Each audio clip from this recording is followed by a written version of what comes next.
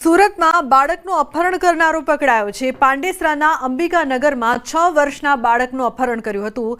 સોનુ નામના શખ્સે બાળકનું અપહરણ કર્યું હતું। ગણતરીના કલાકોમાં પોલીસે બાળકને છોડાવ્યું। પોતાના વતનમાં બાળકને લઈ જતા સમયે રેલવે સ્ટેશન પર ઝડપાયો શખ્સ સીસીટીવીના આધારે બાળકને પોલીસે અપહરણકર્તા પાસેથી છોડાવ્યો। સુરત શહેરમાં તબીબ પર કરાયો હુમલો। શહેરના પાંડેસરા વિસ્તારમાં બની છે સમગ્ર ઘટના। ખાનગી હોસ્પિટલમાં દર્દીના સંબંધીઓ આવીને હોબાળો મચાવ્યો। ચેમ્બરમાં ઘૂસીને ડોક્ટરને લાફો માર્યો। સમગ્ર ઘટનાના સીસીટીવી ફૂટેજ સામે આવ્યા છે।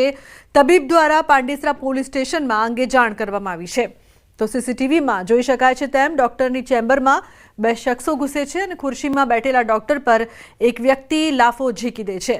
તે બાદ પણ એક બાદ એક 12 થપ્પડો મારે છે। આ સમયે ચેમ્બરમાં એક નર્સ આવી જતા શખ્સ તે મહિલાને પણ ધમકાવીને બહાર જતા રહેવાની ધમકી આપે છે। શહેરની ખાનગી ડ્રીમ ચિલ્ડ્રન હોસ્પિટલમાં આ બનાવ બન્યો હતો। આ બનાવ હોસ્પિટલ માલિક અને ડોક્ટર ડ્રીમ પટેલે કહ્યું કે આસિસ્ટન્ટ ડોક્ટર મનોજ પ્રજાપતિ પર આ હુમલો કરાયો હતો, જેમાં ઉંદર મારવાની દવા ખાઈ આવેલા બાળકને દાખલ થવા તબીબે કહ્યું હતું, જે બાદ દર્દીના સગાએ હુમલો કર્યો હતો। આ મામલે પાંડેસરા પોલીસમાં ફરિયાદ કરાઈ છે। આસિસ્ટન્ટ ડૉક્ટર એકદમ શાંતિથી સમજાવ્યું કે ભાઈ જો આમાં એડમિટ થવું પડે અને ઓબ્ઝર્વેશનમાં આપણે રાખીએ અને કંઈ કોમ્પ્લિકેશન થાય તો જોતા રહેવું પડે। એ પેશન્ટ ત્યારે તો ચાલ્યું ગયું। 10-15 મિનિટ પછી થોડું આવ્યું અને આવીને અંદર દરવાજો ખોલીને મારા આસિસ્ટન્ટ ડૉક્ટરને જોરથી 10થી 12 વાર તમાચા લાફા માર્યા।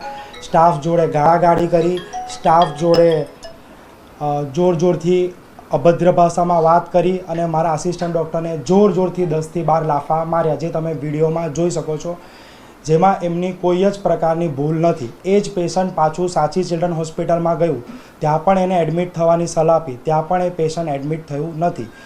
અમે રાત્રે પાંડેસરા પોલીસ સ્ટેશન ગયા છે, તેમણે લેખિતમાં કમ્પ્લેન નોંધી છે।